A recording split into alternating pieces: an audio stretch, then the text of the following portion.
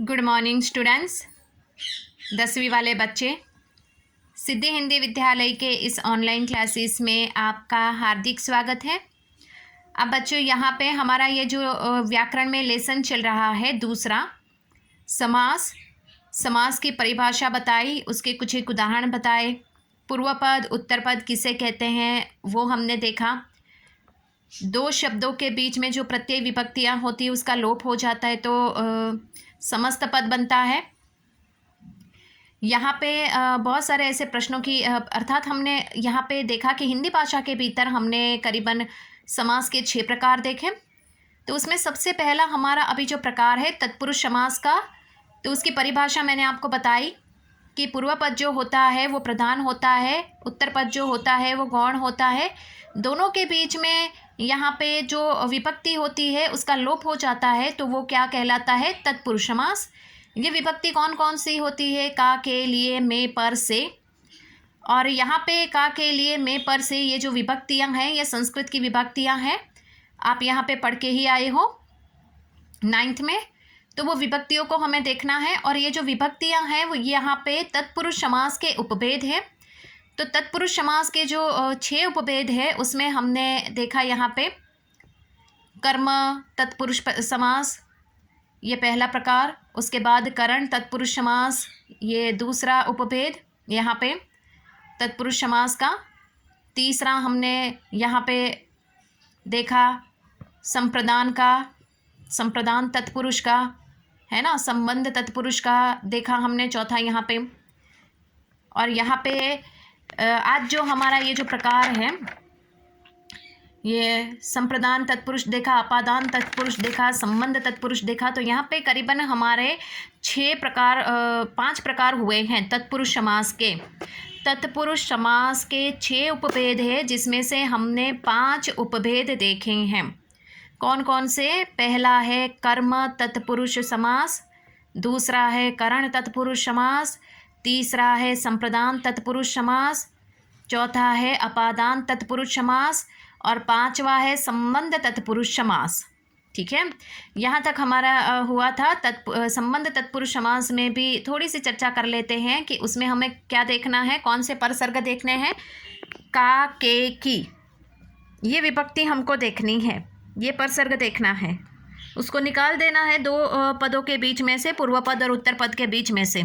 तो उसके बहुत सारे उदाहरण देखो यहाँ पे हमने देखे थे कल के आगे वाले वीडियो में। सेनापति, राजाज्ञा, राजपुत्री, पवन पुत्र, प्रेम सागर, हरिभक्ति, गंगाजल, देशी प्रेमी, भारत रत्न, ये शब्द हमने उदाहरण के तौर पे देखे थे। अब यहाँ पे तत्पुरुष समास के जो ये उपभेद है, ये उपभेद में से हमें छठा जो है अधिकरण तत्पुरुष, ये छठा और अंतिम जो उसका उपभेद है वो देखना है। ये देख लेंगे तो हमारा क्या, यहाँ पे तत्पुरुष समास खत्म होगा, यानी हिंदी भाषा के भीतर हमारे समास के 6 प्रकार में से एक प्रकार खत्म होगा। ठीक है, तो यहाँ पे अधिकरण तत्पुरुष है। ये अधिकरण तत्पुरुष की सबसे पहले परिभाषा को समझ लेते हैं बच्चों। अधिकरण कारक के उपसर्ग अर्थात परसर्ग कौन से हैं? में, पर। कौन से हैं?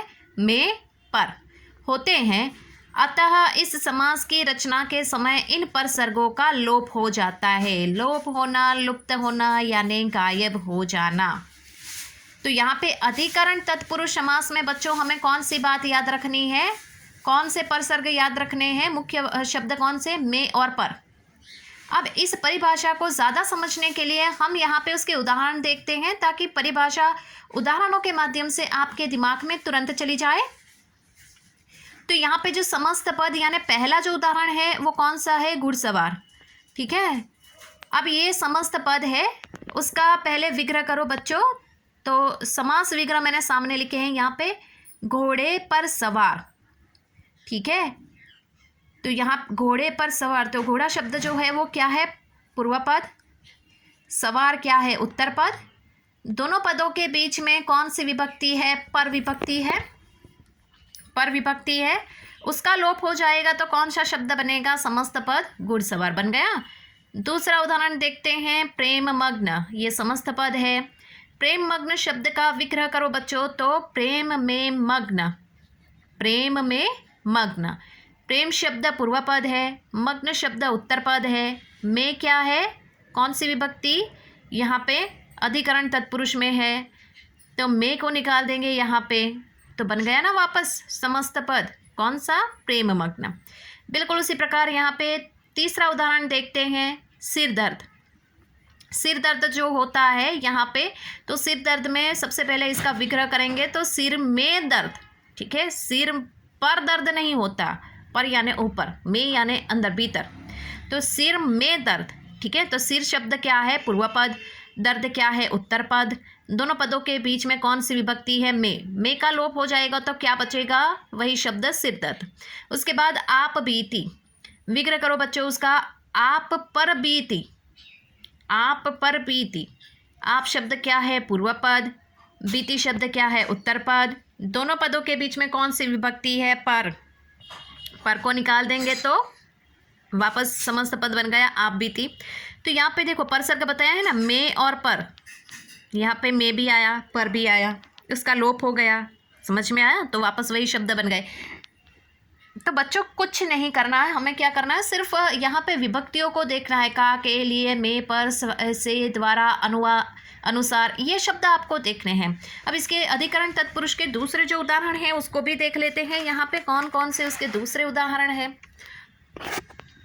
तो यहाँ पे आगे का उदाहरण देखो, कौन सा शब्द है, वनवास, कौन सा, वनवास, ये समस्त पद है। वनवास शब्द का विग्रह करो, वन में वास, वन में वास, वन शब्द पूर्व पद है, वास शब्द उत्तर पद है, दोनों पदों के बीच में कौन सी विभक्ति है, में का लोप हो जाएगा तो कौन सा शब्द बनेगा, वनवास। उसके बाद शरणागत, शरणागत शब्द का विग्रह करो तो शरण में आगत, आगत यानी आया हुआ, शरण में आगत, तो शरण शब्द क्या है, पूर्व पद, आगत क्या है, उत्तर पद, दोनों पदों के बीच में कौन सी विभक्ति है, में का लोप हो जाएगा तो वही शब्द शरणागत। उसके बाद जलमग्न, जलमग्न शब्द का यहाँ पे विग्रह करो बच्चों तो जल में मग्न, जल शब्द पूर्व पद है, मग्न उत्तर पद है, दोनों पदों के बीच में कौन सी विभक्ति है, में का यहाँ पे लोप हो जाएगा तो क्या बनेगा, जलमग्न। उसके बाद आने वाला शब्द कौन सा है, कला निपुण, कौन सा, कला निपुण, ये शब्द समस्त पद है, समस्त पद का यहाँ पे विग्रह करो बच्चों तो कला में निपुण, कला में, कला निपुण, तो यहाँ पे कला निपुण ये शब्द यहाँ पे उसका हमने विग्रह किया तो कला में निपुण, तो यहाँ पे कला शब्द पूर्व पद है, निपुण जो है वो उत्तर पद है, दोनों पदों के बीच में कौन सी विभक्ति है, में को निकाल देंगे, उसका लोप हो जाएगा तो क्या बन जाएगा, कला निपुण। तो बच्चों यहाँ पे तत्पुरुष समास के हमारे कितने उपभेद थे, 6 उपभेद। तो 6 उपभेद की चर्चा हमने, देखो यहाँ पे तत्पुरुष समास के ये 6 उपभेद हैं। पहला कर्म तत्पुरुष, दूसरा करण तत्पुरुष, तीसरा संप्रदान तत्पुरुष, चौथा अपादान तत्पुरुष, पांचवा संबंध तत्पुरुष और छठा अधिकरण तत्पुरुष। ठीक है, तो उसमें हमें तत्पुरुष समास की परिभाषा वापस एक बार देख लेते हैं यहाँ पे।